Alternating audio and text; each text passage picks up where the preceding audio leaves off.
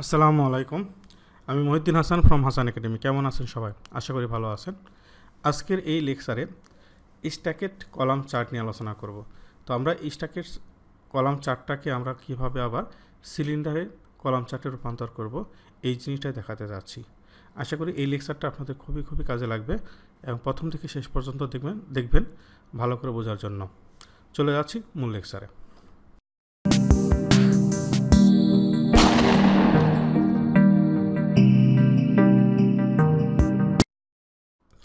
আমাদের এখানে কিছু ডাটা আছে, প্রোডাক্ট নেম ABCD এবং মান্থ ওয়াইজ জানুয়ারি, ফেব্রুয়ারি, মার্চ, এই 3 মাসের সেলস নিয়েছি বা 3 মাসের ডাটা নিয়েছি। এখান থেকে আমরা কীভাবে স্ট্যাকেট কলাম চার্ট ক্রিয়েট করতে হয় সেই জিনিসটা দেখব।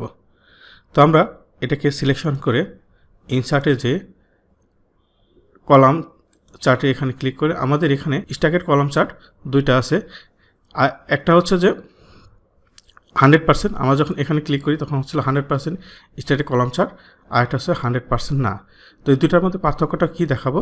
তো প্রথমে স্ট্যাকেট কলাম চার্ট যেটা আছে এই জিনিসটা আমরা নিলাম, তাহলে আমাদের একটা চার্ট ক্রিয়েট হয়ে গেল।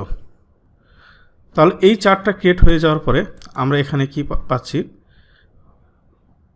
হরিজন্টালে আমরা যে এক্সিস আছে যে লিজের নামগুলো পেয়ে যাচ্ছি, এবং চার্ট টাইটেল আমরা যদি এখানে চেঞ্জ করি সেখানে আমরা চেঞ্জ করে দিতে পারি।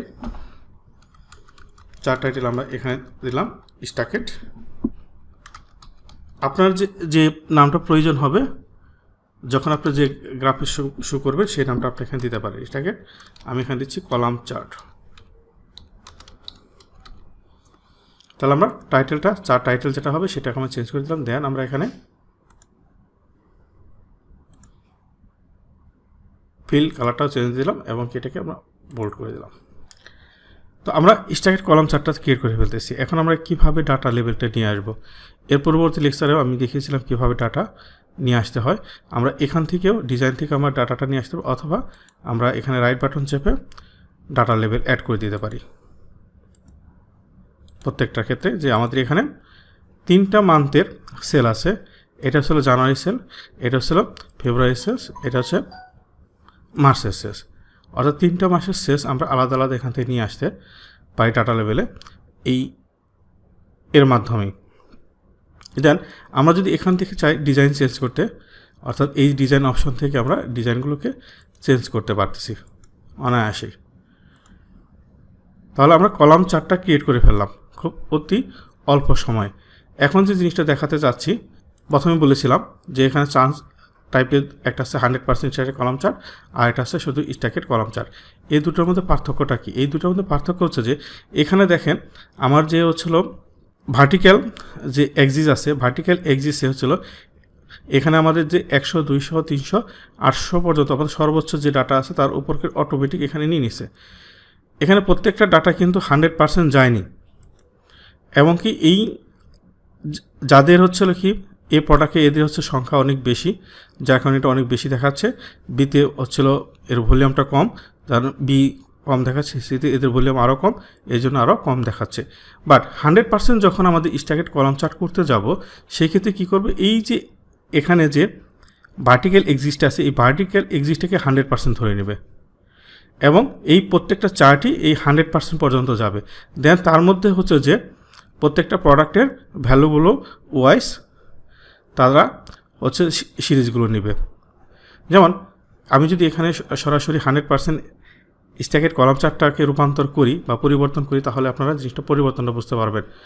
আমরা যদি চেঞ্জ চার্ট টাইপে যাই এবং এখানে যদি আমরা 100% স্ট্যাকেট কলাম চার্টে যাই, তাহলে পার্থক্যটা সহজে আমরা এখানে বুঝতে পারবো। দেখেন এখানে কি করলো, প্রত্যেকটাকে নিয়ে নিল কি এই টোটালটাকে এই ভার্টিক্যাল এক্সিস্টটাকে 100% ধরে ফেলছে, এবং প্রত্যেকটা A product, B product, C product, D product প্রত্যেকটাকে কী করছে 100% পর্যন্ত, এখান পর্যন্ত, অর্থাৎ এই প্লট এরিয়াটা টোটালি 100% হয়ে গেছে। বাট স্ট্যাকেট কলাম চার্টে কিন্তু প্লট এরিয়াটাকে 100% ধরে নেয় নাই, কোনো চারটা বড় ছিল, কোনো চারটা ছোটো ছিল। তো এর মধ্যেই যে যদি আমি এ প্রোডাক্টে মার্চের সেল ধরি, তাহলে কি তার 283, আর এটা 292, আবার 124। তাহলে এই অনুপাতে এক একটা চার্টের কালারগুলো জায়গাগুলো কম নিচ্ছে, অর্থাৎ যাদের ভলিউমটা বেশি সেইগুলো হচ্ছে কি সেই সিরিজটা হচ্ছিল জায়গাটা বেশি নিয়েছে, আর যাদের ভলিউমটা হচ্ছে কম তারা হচ্ছিল কি সেখানে কম জায়গা নিয়েছে। এই হচ্ছিল স্ট্যাকের কলাম চার্ট এবং মানে 100% স্ট্যাকের কলাম চার্ট এবং শুধু স্ট্যাকের কলাম চার্টের মধ্যে পার্থক্য। তো এখন আমরা যে জিনিসটা দেখাতে চাচ্ছি যে আমরা সরাসরি একে যদি সিলিন্ডারে রূপান্তরিত করতে চাই তাহলে আমরা 2003-তে আমরা যখন চেঞ্জ চার্ট টাইপে যাব তখন এখানে আমাদের এই যে কলাম চার্টে এখানে থাকবে 3D কলাম চার্ট। যেমন আমি যদি যাই হচ্ছিল ইনচার্টে, এখানে ইনচার্ট থেকে যদি আমরা এই কলাম চার্টে যাই, এখানে যে 3D বার বা 3D কলাম চার্ট আছে, কিন্তু এখানে 3D কলাম আমরা পাচ্ছি, স্ট্যাকের কলাম পাচ্ছি, বাট 3D সিলিন্ডার আমরা যেটা চাচ্ছিলাম, শুরুতে বলছিলাম যে আমরা সিলিন্ডারে কীভাবে রূপান্তর করব সেটা আমরা এখান থেকে করতে পারতেছি না।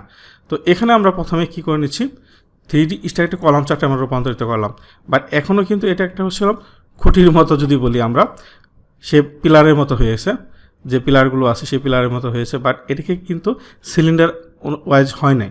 এই সিলিন্ডার ওয়াইজ যদি আমরা করতে যাই তাহলে আমরা কীভাবে করব এই জিনিসটা দেখাতে চাচ্ছি। যদিও 2003-তে আমরা যখন এখানে ক্লিক করব কলাম চার্টে কী করবো তখন হচ্ছিল আমার এই সিলিন্ডার চার্টের এই স্ট্যাকের সিলিন্ডার চার্টের একটা অপশন চলে আসে, বাট 16-এ এটা নয়, 16-এ একটু অন্যভাবে করতে হয়। কীভাবে করব আমরা সেই জিনিসটা খুব ইজি ওয়ে, কোনো কঠিন কিছু না। আমরা এই যে সিরিজ আছে এর মধ্যে যে কোনো একটাতে ক্লিক করব, ক্লিক করার পর হচ্ছে format data series. Format data সিরিজে যাওয়ার পরে আমরা ক্লিক করার পর দেখেন এখানে মাশাআল্লাহ অনেকগুলো চলে আসছে, বক্স, ফুল পিরামিড। আমরা যদি এটাকে পিরামিডই করতে চাই পিরামিডই করতে পারতেছি, আমরা যদি পার্শিয়াল পিরামিডই করতে চাই তাহলে পার্শিয়াল পিরামিডই করতে পারতেছি, আমরা যদি সিলিন্ডার করতে চাই তাহলে সিলিন্ডার করতে পারছি, যে জিনিসটা দেখা যাচ্ছিলাম। আমরা যদি এটাকে ফুল কোন আকারে করতে চাই কোন আকারে করতে পারি, এবং পার্শিয়াল কোন যদি করতে চাই পার্শিয়াল কোণে করতে পারি, তাহলে সিলিন্ডার করতে পারতেছি, বক্স করতে পারতেছি, অর্থাৎ আমরা এই বক্সে আছে আমাদের বক্সে আমরা সহজে করতে পারতেছি, এখান থেকে বক্সটা করতে পারছি, বাট আমরা পিরামিড এখান থেকে করতে পারতেছি না, আমরা পার্শিয়াল পিরামিড করতে পারতেছি না, সিলিন্ডার করতে পারতেছি না, ফুল কোণ করতে পারতেছি না এখান থেকে। তাহলে আমরা কি করব, যে ধরে নিচ্ছি এটা এখন এখানে নাই, যখন আমরা এই 3D করে নেওয়ার পরে আমরা এখান থেকে 3D কলাম করে নেওয়ার পরে অর্থাৎ বক্স টাইপ করার পরে আমরা এখানে রাইট বাটন ক্লিক করে ফরম্যাট ডাটা সিরিজে যাব। ফরম্যাট ডাটা সিরিজে যাওয়ার পরে আমাদের এই ডান পাশে যে ফরম্যাট ডাটা সিরিজে যেগুলো আছে এই বক্সগুলো চলে আসবে। তো আমরা যদি এখন সিলিন্ডারে ক্লিক করি তাহলে সিলিন্ডার হয়ে গেল। আমরা সহজেই এগুলোকে সিলিন্ডারে আকারে প্রকাশ করতে পারতেছি খুব অল্প সময়ের মধ্যে। এখন যদি আমরা এখানে যদি ডিজাইন চেঞ্জ করি, ডিজাইন চেঞ্জ আমরা করতে পারবো। আবার সিলিন্ডার যেভাবে দিতে যাচ্ছেন সেখানে অসংখ্য ডিজাইন এখানে আছে, এই ডিজাইনের মধ্যে থেকে আপনার পছন্দ ওয়াইজ আপনি ডিজাইনগুলো নিয়ে নেবেন। তো এখন তারপর আমরা কি করতে পারি, আমরা যে ডাটা লেভেলগুলো আমরা এখানে যেহেতু পেয়ে যাচ্ছি, আমরা এই ডাটা লেভেলগুলোকে প্রত্যেকটাকে আমরা এখানে কালার চেঞ্জ করে দিতে পারি, বোল্ড করে দিতে পারি, তারপর সে ফন্ট কালার চেঞ্জ করে দিতে পারি। আমরা যদি এখানে নিচে ফিল কালার চেঞ্জ করতে চাই, ফিল কালারটা আমরা চেঞ্জ করতে পারি প্রত্যেকটারই। তাহলে এই সহজভাবে আমরা আমাদের ডাটাটাকে সিলিন্ডার আকারে শো করতে পারতেছি। আশা করি লেকচারটা আপনারা ভালো করে বুঝতে পেরেছেন। তারপরে যদি না বুঝে থাকেন তাহলে অবশ্যই কমেন্টস করবেন এবং বারবার লেকচারটি দেখুন, তাহলে আপনারা ক্লিয়ার হয়ে যাবেন। যদি লেকচারটি ভালো লেগে থাকে তাহলে অবশ্যই শেয়ার করবেন, নিজে শিখবেন, অন্যদের শেখাবেন। আমি বারবার বলে থাকি, আপনি একটি কাজ পারেন, এই কাজটা যখন আপনি অন্য কাউকে শেখাবেন তাহলে আপনার শেখাটা কিন্তু ভালো হবে। এই জন্য নিজে শিখুন, অন্যকে শেখান, এবং যদি লেকচারটি ভালো হয় তাহলে শেয়ার করুন, এবং যারা নতুন ইউজার তারা যদি সাবস্ক্রাইব করে না থাকেন তাহলে সাবস্ক্রাইব করুন। ভালো থাকবেন সবাই, আসসালামু আলাইকুম।